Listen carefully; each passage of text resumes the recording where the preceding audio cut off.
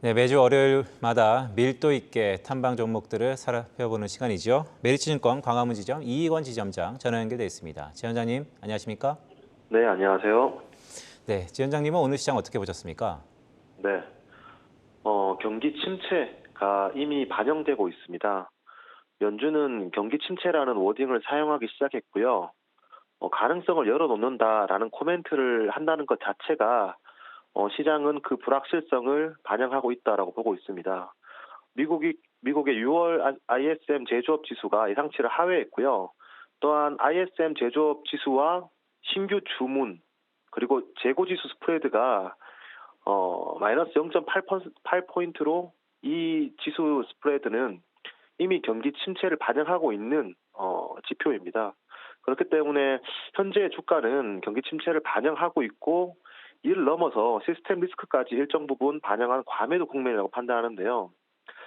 미국 국채 금리가 이미 정점 이후에 하향 안정화 단계에 접어들었다라고 보고 유가 또한 마찬가지인데 만약 6월 CPI 정점 통과에 대한 기대감이 높아지면 시장은 점차 과매도 할인율을 해소할 것으로 기대하고 있습니다.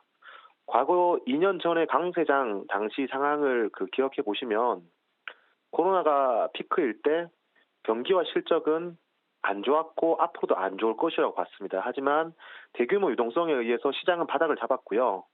지금 경기 침체는 시장 참여자 모두가 알고 있는 두려움인데 여기에 유가, 물가, 금리가 정점을 통과하고 연준이 이미 올려놓은 금리로 한숨 돌릴 수 있는 여력이 생긴다면 시스템 리스크가 발생하지 않는 이상 지표 둔화라든가 실적 둔화와 같은 숫자를 눈으로 확인하는 이벤트는 악재가 아니라 오히려 호재로 해석될 것으로 기대하고 있습니다. 네, 이익원 지점장께서는 지금의 경기 침체에 대한 우려를 상당 부분 주가가 반영했다라는 말씀을 주셨는데요. 그렇다면 종목이 매우 중요하겠죠. 자, 이럴 때 전략적으로 살펴볼 종목들은 어떤 게 있을까요? 네, 현대일렉트릭입니다. 현대일렉트릭이요. 네, 네, 2017년 현대중공업에서 분할한 회사 아닙니까? 네, 맞습니다. 먼저 매출 구성을 보시면 전력기기 51%, 배전기기 27%, 회전기기 22%인데요.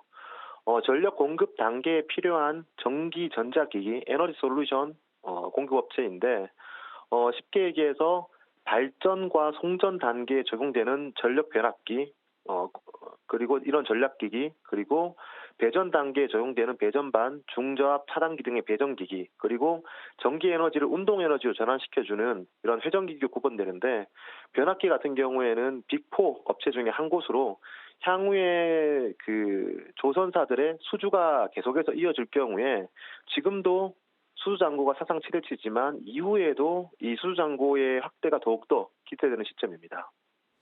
네, 최근 ESG 관련돼서도 좀 관련이 있는 것 같은데 투자 포인트가 있다면 어떤 게 있을까요? 네, 가장 중요한 건 실적이죠.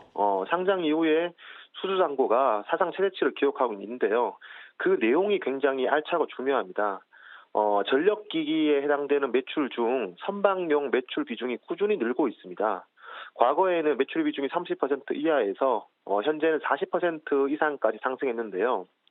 선박용 비중이 높은 회사의 이 특성상 향후에 Q와 P가 동시에 늘어날 수 있는 시점입니다. 최근에 조선사들의 수주가 늘고 있는데요. 이런 조선사들의 수주는 6개월 내지 12개월 안에 동사의 수주로 이어집니다. 우리가 코로나 한창일 때 2020년도, 21년도에 HMM의 주가를 다들 기억하실 텐데요.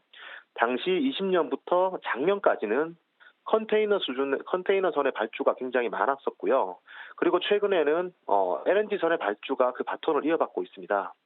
수주 시차를 감안한다라면 현재 매출 비중 확대는 컨테이너선일 가능성이 높고요. 그리고 최근 조선사들의 LNG선 발주는 미래에 현대일렉트릭의 수주로 이어질 가능성이 높습니다.